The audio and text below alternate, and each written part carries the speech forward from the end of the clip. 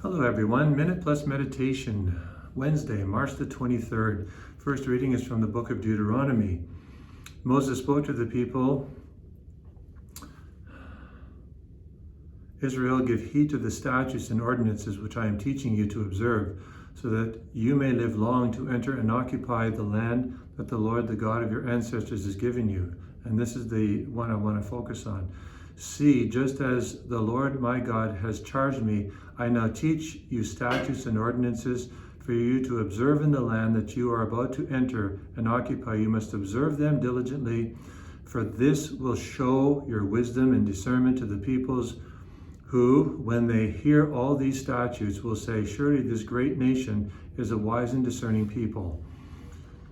If only we did this, see, to advance it many centuries, thousands of years into the future, the Gentile pagans, seeing of the Christians, Tertullian writes about this, see how they love one another. This is revolutionary when it's lived. That's why St. Francis of Assisi, even after 1,200 years of Christianity, when we were giving bad example, and there were so many problems in the church, God raised up St. Francis to show us what it really means to live the gospel and how profound an impact it can make in people's lives and in the lives of others by witnessing to what it means to be a true disciple of the Lord. You don't have to live the vow of poverty to do this. Francis did in his case, but we don't have to live the vow of poverty, but we have to live discipleship and take Christ seriously at his word and live that full reality. Let him be our teacher. He's the only one, who should be influencing our life in a total way. And when we do this, Moses says, backing up to his time, you're just living the commandments, the statutes. It'll show the pagan nations around us how wise we are. We care for our elder. We work diligently. We strive to love each other. We have a system of justice. We fight against our savage instincts. We try to deal with these things. We treat our babies with respect, the right to life and so on. Even back then, we don't expose our elders, like the Gentiles would do. We don't sacrifice human beings. On and on and on it goes. So if we live these realities, it'll catch people's eye. Today, how this is so critical when we have euthanasia laws, murdering people, or we can now commit suicide against ourselves. It's not like the depressed person who commits suicide because of despair, temptation of despair. This is like willed, thought out stuff, made and all this kind of stuff. Canadians know what I mean. Abortion, it goes on and on and on. And Catholics are doing this, Christians are doing this. How are we ever going to evangelize our society? God help us all.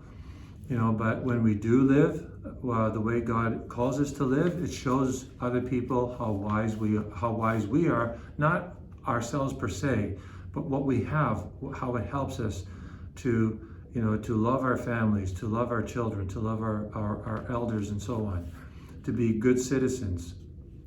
So it's very important that we all think about this and try to, come up with a resolution to live this in our own lives. Jesus, in the Gospel of St. Matthew, he says, therefore, whoever breaks one of the least of these commandments and teaches others to do the same will be called least in the kingdom of heaven, but whoever does them and teaches them will be called great in the kingdom of heaven. So the Lord is here calling us, reminding us he's not come to abolish the law, but to fulfill it in himself. Again, not that the commandments did this, but this seems to be the way they wound up being interpreted and lived out. The commandments tend to deal with externals, so don't steal, don't commit adultery, don't lie.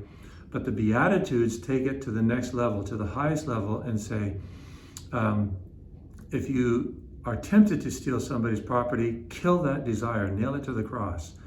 If you are tempted to lie, then refuse to do it, nail it to the cross. Cultivate chastity of heart.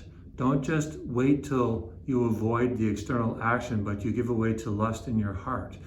That's where the Beatitudes take it to the next level, or drill down and seek the purification of the human heart. Again, only possible ultimately by grace. Having said that, it's absolutely critical that you and I cooperate with grace, and that's where the saying of Augustine comes into play. He said, God made us without our permission, but will not save us without our permission. So we can't do this without grace, but God won't do it without our permission. He requires free consent. Nobody's going to be forced to get into heaven. We can all walk away, but there's only a binary option, remember. Heaven, and it's on God's terms. It's not on your terms or my terms. It's on God's terms, but it's the best terms. That's the whole point. We'll be so happy. There's our terms, and that's hell. Period. So hopefully you and I, accept that, interiorize it, and try to live it day in and day out in our everyday lives. God bless you.